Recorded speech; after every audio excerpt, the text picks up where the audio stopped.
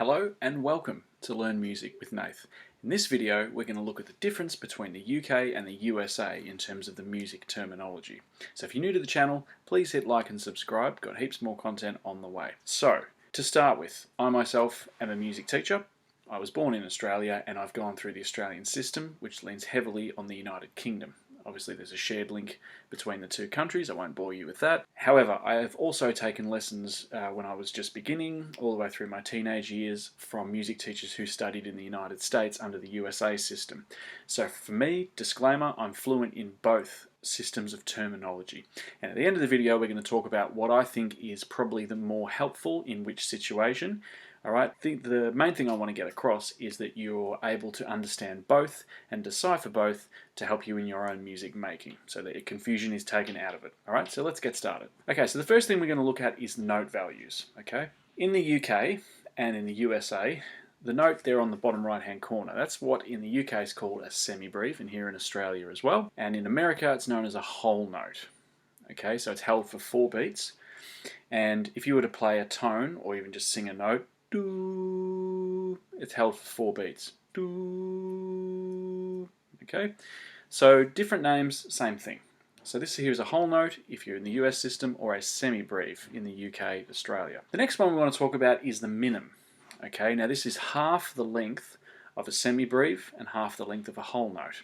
See where the confusion's starting to come in? So a minim and a half note. Alright, so this is held for 2 beats.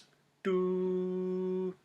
Okay, 1, 2, etc. So let's go to the next one now. Here we have a crotchet if you're in the UK system and Australian system, or a quarter note if you're in the USA.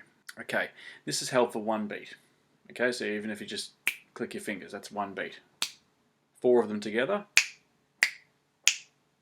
4 crotchets. 1, 2, 3, 4. Again, this image doesn't change. Its function doesn't change, just different names for the same thing. Okay, here's where it gets a little bit tricky now. This symbol on the right hand side with the little stem and the little tail, in the UK and Australia is known as a quaver in its singular form. Okay, it's held for half a beat. It's half as long as a crotchet or half as long as a quarter note.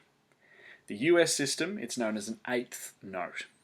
Okay, because 8 of them together is equivalent to 4 crotchets, which is the most common time signature we have in music, 4/4.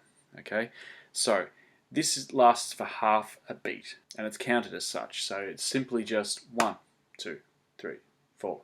1, 2, 3, 4. If you put 2 together, as we'll see on the next slide, when you join them together, it's no longer a quaver, singular. They're now known in the British system as quavers, plural, or 1/8 notes, plural, in the US system. They're held, this is the equivalent of 1 beat. So they're not held for 1 beat, it's the equivalent of, a bit of an error there, it's the equivalent of 1 beat. 2 of those notes equal 1 crotchet or 1 quarter note. Okay, so how you would count them is you would say the number, we're taking here, we've got counted 1 plus 2 plus 3 plus 4 plus down the bottom. Okay, those numbers are referred to the beats of a bar, again when we're in 4/4 time, which is common time. Okay, you'll also see a C often sometimes. The little plus sign that I've got there is actually sounded as and. Okay, so it's counted as 1 and 2 and 3 and 4 and.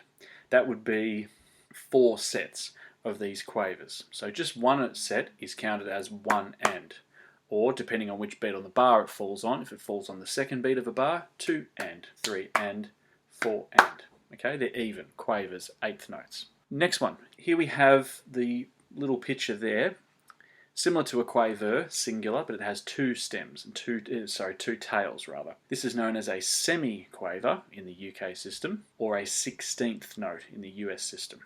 Okay, now this is held for a quarter of a beat, so they're very quick.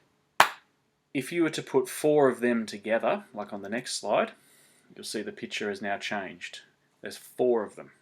That's the equivalent of 1 beat of music, or 1 crotchet beat, or 1 quarter note beat. See how this is getting confusing? 4 of them together, plural, semiquavers, or 16th notes. Okay, now this is counted. This is how you count them, or clap them. As we can see under the little heading there, it says counted. 1 E, the plus, you say and ah. 1 E and ah. 2 E and ah if it falls on beat 2. 3 E and ah if it falls on beat 3. 4, E and A, if it falls on beat 4.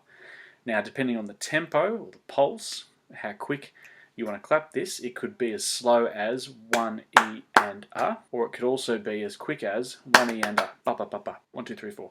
Da da da da. Next one we have is the triplet. Now, surprisingly, there's no difference with this one. It's a triplet. Same name for the same symbol, all right? Which makes things a lot easier. Again, it's not held for one beat. It's the equivalent of one crotchet beat or one quarter note beat, but it's counted as 1 and A. It's 3 notes in the space of 1, crotchet or quarter note. So 1 and A. If you had 4 of those symbols, 4 of those triplets in a bar, it would sound like, and is counted like, 1 and A, 2 and A, 3 and A, 4 and A. 1 and A, 2 and A, 3 and A, 4 and A.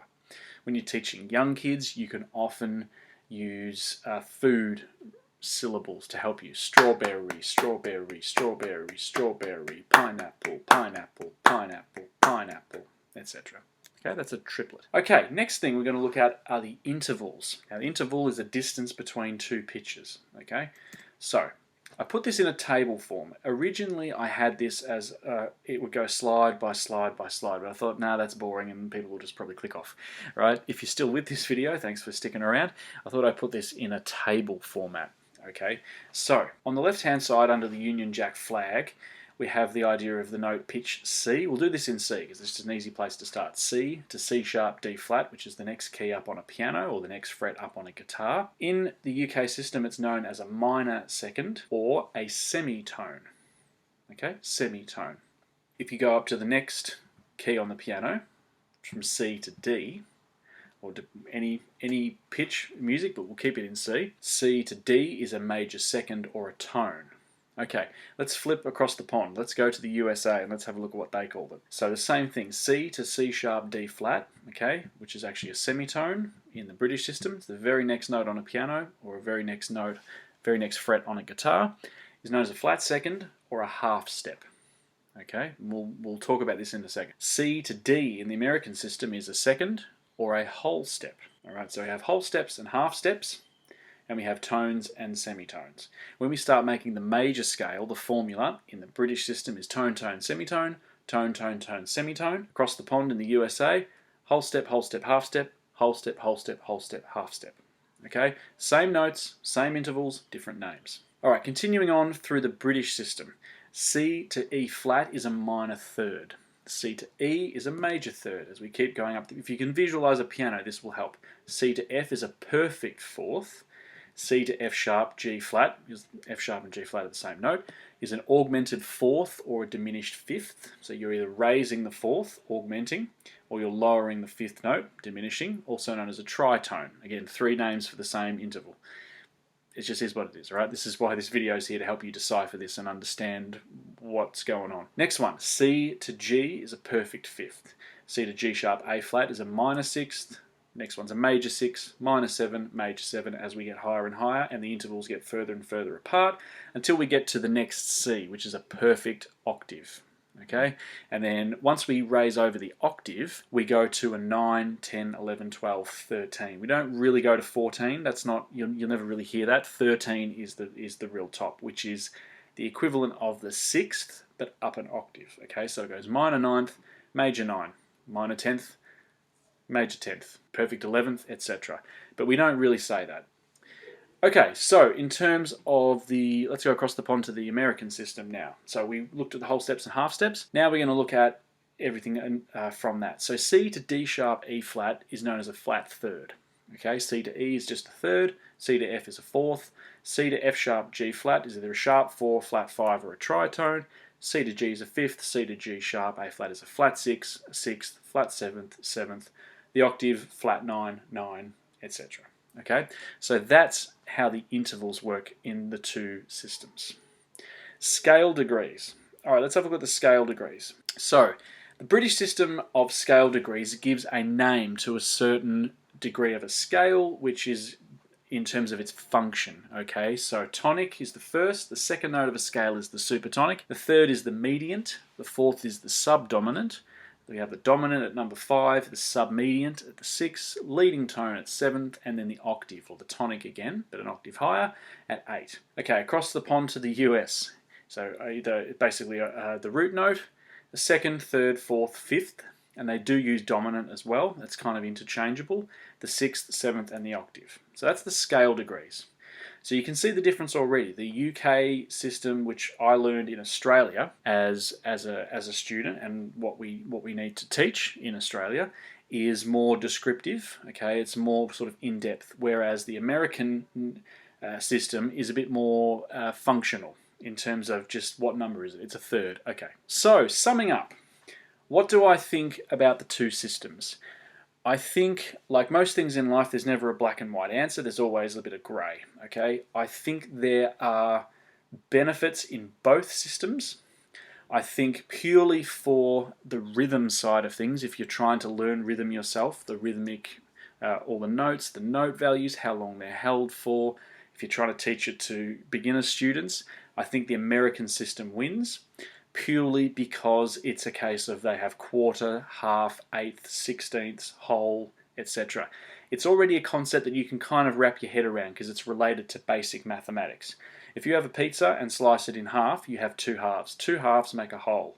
Two musical notes that last 2 beats, add them together, equals 4 beats. 4 beats is a whole note. If you were to try to learn that with the British system, you'd be like, oh, hang on, yeah, there's 2 minims in a semibreve and there's four crotchets in a semibreve. You're sort of like, well, hang on a minute, what's a crotchet again? Whereas the American system, tied to basic mathematics, I think is much more beneficial. In terms of the intervals, we'll go back to the intervals here. Here we go.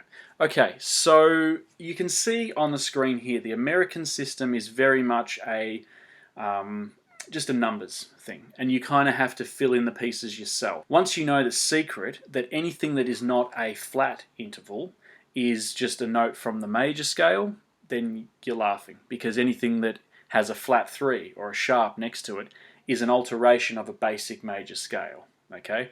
Which is good because all the advanced modes and even different chords, all the different scales that you'll learn and the sort of arpeggios related to those chords and scales, they can all be easily identified and created and implemented if you use the American system of, okay, here is a major scale template and everything I'm trying to create advanced is just a simple alteration of this template. It's a numbers thing. It's a lot more logical. It's a lot more laid out for my brain anyway.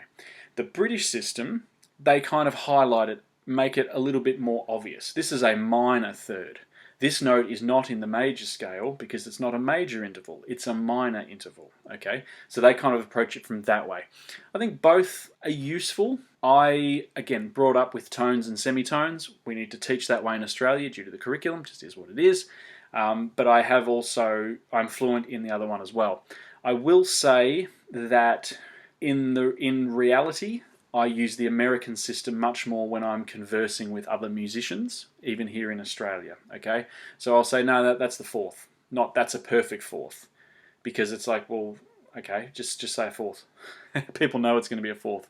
You see what I'm saying? It's a lot less complicated, okay? You're not sort of going over this, you're not overcomplicating things. Having said that, of course, there are elements where you will use the British system.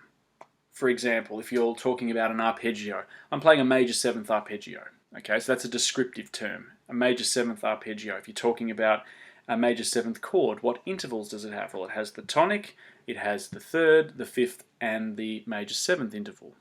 See, I used a bit of both there. I actually intertwined both. I had there's the root note, which is from the American system. There's the 3rd, which is the American way of saying a major 3rd. There's the 5th. Okay, I didn't say perfect 5th or major 3rd. I said 1st, 3rd, 5th, and the major 7th. Okay, so I've kind of blended the two together. All right, so that's kind of where I see things. Again, summing up, I think it's important to try and learn both. If you're just new to this, I would highly advise the American system first, because it's, again, related to concepts that you'll understand, like math, or math, as they say in America, or maths, as we say here, maths. And once you've got the basic function down and you can sort of understand that from the American side, then pop into the British side, which is a bit more descriptive, but will also, it's the flip side of the same coin, okay? Ultimately, it's really beneficial for you if you can do both. If you're fluent in both, that's going to help you. But if you have to start somewhere, go to the American system and then educate yourself on this channel for the British system. Okay, thanks very much for watching. Please leave a like and a subscribe if you enjoyed this content. Please let me know in the comment section below what you think, what you were brought up with, what you use more on a day-to-day basis as a functioning, working musician with other musicians when you're trying to communicate with them. Please let me know. Thank you very much. Talk soon.